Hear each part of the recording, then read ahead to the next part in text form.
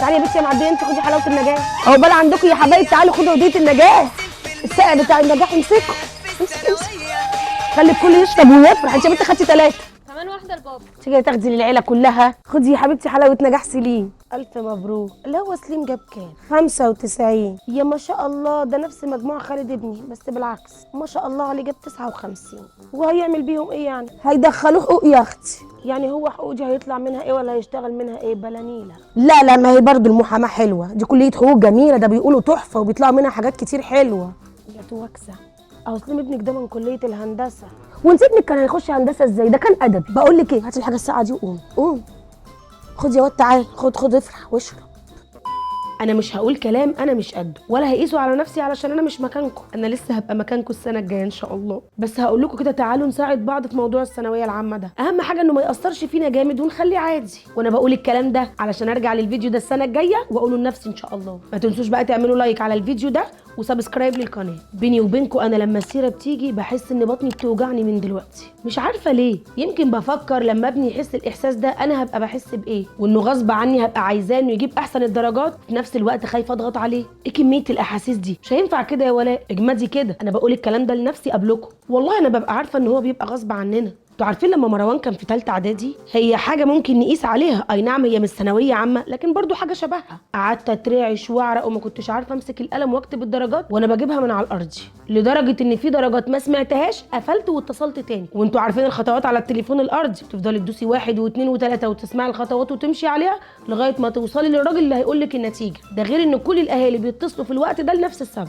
مش هتكلم بقى على اللي بيجيب الدرجات اونلاين، كده كده ربنا معاه، الموقع كده كده بيبقى واقع، ما بنعرفش نجيب النتيجه الا تاني يوم. انتوا عارفين من كتر الخوف انا بجيبها من على الارضي وبفضل ورا الاونلاين لغايه ما اجيبها عشان اتاكد ان هي نفس الدرجات، وبعد كده بروح المدرسه عشان اتاكد برضو انها نفس الدرجات. تخيلوا كميه القلق والتوتر، وافضل اجمع الدرجات درجه درجه علشان احسب الاجمالي على الارضي زي على الاونلاين زي على النتيجه في المدرسه. عندنا وسواس اسمه النتيجه، بس الحمد لله ربنا بيسترها دايما. انتوا عارفين انا السنه الجايه عندي ثالثه اعدادي وثالثه ثانوي، عايزاكم كلكم تبقوا معايا. انا الفيديو ده بقى دلوقتي عايزه اكلم الاهالي بالراحه على العيال شويه واحنا بنجيب الدرجات، مش اول ما النتيجه تطلع تخضوا ونبدا بقى نفنط الدرجات. هو انت جبت كام في العربي؟ انت نقصت درجتين ليه؟ انت حليت ازاي؟ تعالى قول لي ايه الاسئله اللي انت ما حليتهاش ونقصت فيها. ادخل هات لي ورقه الاسئله من جوه عشان نراجع الامتحان تاني من اول وجديد. يا ست الحاجه ده امتحان العربي ده كان من شهر، الواد نسي اللي ذاكره واللي حله، وبتبقي زنقه الواد كانه ممسوك في اسم. على فكره انا بعمل كده انا كمان مع العيال، مش هكدب عليكم واقول لكم ان انا ما بعملش. انا يوم امتحان الجبر عشان نص درجه قلبت الدنيا وقعدت اعيط عشان نص درجه، بس عايزه اقول لكم بجد ان ده مش صح. انا كمان لازم ابطل عاده التحقيق دي ونبطل المفتش كرومبو اللي جوانا. والله العيال تعبت واحنا تعبنا، جه الوقت بقى ان احنا نفرح ايا كان المجموع ما نبصلوش. خلاص بقى نركز في اللي جاي، اللي عدى ومش هنغير فيه حاجه. وسبحان الله ربنا كده كده مقسم الارزاق، يعني مش حياته هتخلص على الكليه اللي هو هيجيبها. ممكن ربنا يكرمه بمجموع كبير وما يمشيش في الكليه اللي هيدخلها، او ما يحبهاش ويبقى عايز يحاول بعد سنه ولا 2. هنبقى استفدنا ايه؟ واهم حاجه انا عايزه انبه عليها، بلاش نذل العيال بالحاجه اللي احنا صرفناه على الدروس وعلى الكتب الخارجيه. ده واجبنا وما ينفعش نحاسبهم عليه. حتى لو ربنا ما كرموش بمجموع كويس وما قدرتكم ان انتوا تدخلوه جامعه خاصه اللي هو نفسه فيها، دخلوه ما تبخلوش عليه، لان كده كده ربنا بيبعت رزقه عن طريقكم. اوعوا تفكروا ان انتوا لو وفرتوا الفلوس دي هتاخديها لنفسكم، كده كده ده رزق ورايح له. في نهايه المطاف بقى دي مش اخر حاجه، ما نحسس العيال ان دي اخر الدنيا. ده لسه 18 سنه بيقولوا يا هادي في حياتهم، والدنيا دي كلها سعي. طالما انت واثقه ان ابنك عمل اللي عليه، ممكن نسعى ونعمل اللي علينا وفي الاخر اللي احنا عاوزينه ما يجيش، يبقى ربنا هو اللي رايد بده. فاطمنوا كده واهدوا وتعالوا نعمل كوبايه قهوه مع بعض في المطبخ، علشان انا طلبت من صحابي اللي على الصفحه يحكوا لنا تجاربهم مع الثانويه العامه علشان يطمنونا، وقالوا لي حاجات حلوه قوي هتعجبكم لانها عجبتني. فتعالوا بقى نشوفها مع بعض، وما تنسوش تعملوا لايك على الفيديو وسبسكرايب. ورايا على المطبخ. زي ما قلت لكم يوم نتيجه الثانويه العامه ده بيبقى يوم وجع بطن للشعب المصري كله، اللي عنده واللي ما عندوش. حتى اللي خلص ثانويه عامه بيفتكر ذكرياته القديمه معاها. انا كنت سالتكم قبل كده عن اللي عنده تجربه مع الثانويه العامه ومجموعها ودخوله الكليه يقول لي، علشان نشاركها مع بعض عشان الناس تقتنع ان الثانويه العامه مش نهايه العالم. يلا بينا ما اقول لكم في حاجات حلوه قوي. في واحده بتقول بنتي الكبيره كانت امنيه حياتها تدخل صيدله او علوم، ومجموعها ما جابش غير علوم جنوب الوادي، طبعا بعيده جدا عن القاهره وهي بنت مش هتوديها. راحت دخلت تربيه عين شمس، بس قسم رياضه، متخرجه منها بقى لها 8 سنين وما شاء الله اشتغلت في مدرسه خاصه ومضت عقد مديره المدرسه. شفتوا بقى وصلت لفين؟ بسم الله ما شاء الله. رزقكم كده كده متشال، اسعوا بس وان شاء الله هتوصلوا. ولاء بتقول بنتي الكبيره كانت علمي رياضه وجابت مجموع ما يدخلهاش هندسه، المهم سفرتها بره عشان تدرس هندسه، وبعد كده حولت لها هنا في مصر ونزلتها. والبنت ما شاء الله بتدرس ايه؟ هندسه برمجه. بنتها ندمانه ان هي دخلت هندسه وكان نفسها تدخل تجاره انجليزي. سبحان الله ما حدش عاجبه حاله، هي نفسها اللي بتقول ان ما حدش عاجبه حاله. فشفتوا بعد ما تجيبي مجموع وتدخلي الكليه العاليه ما تعجبكيش الدراسه فيها وتبقي عايزه الكليات تانية، كله نصيب. انا مجموعي ما جابنيش اعلام ودخلت اداب انجليزي في الاخر، ولفيت في شغل كتير جدا واشتغلت في اعلام برضه في الاخر بعد 14 سنه. السلام عليكم. هو حد سالك الرخامه دي؟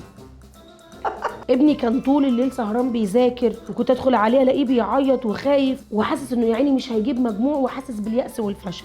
ويوم النتيجه جاب 75%، وقعت من طولي من الصدمه، بس ربنا كرمه واختار له الخير. دخل ما شاء الله حاسبات ومعلومات وفي سنه رابعه دلوقتي، وحاليا هو احسن من اي مجال طبي. شفتوا بقى؟ تفائلوا بالخير تجدوه. صدقوني النجاح مش بطب وهندسه، المهم ان هو يدخل كليه كويسه ويجتهد فيها وينجح فيها، وبعد كده يشتغل شغلانه يكون مرتاح فيها وبيحبها. انا بقى عندي حكايتين عايزه احكيهم لكم. كان في واحد اعرفه عمل حادثه في شهر 9 بعيد عنكم اول الدراسه، قصبت رجله اتكسرت واتجبس وقعد فيها 6 شهور، ولا عارف ينزل الدروس اللي حجزها ولا عارف يجيب المدرسين عنده في البيت، وربنا كرمه وفك الجبس على شهر 2. شوفوا المده، وابتدى بقى مذاكره ودروس من ساعتها، وامتحن ما شاء الله في شهر 6 وجاب 81% ودخل كليه فنون تطبيقيه، ومع العلم ان هو كان عاوزها اصلا من البدايه. شوفوا سبحان الله، مهما تعطل لانه حاطط في دماغه وعايز يوصل لهدفه هيكمل ووصل، وليه نصيب فيها، وهي دي الخير اللي ربنا كاتبه له فربنا اداها له. تاني حكايه بقى هي من زمان شويه.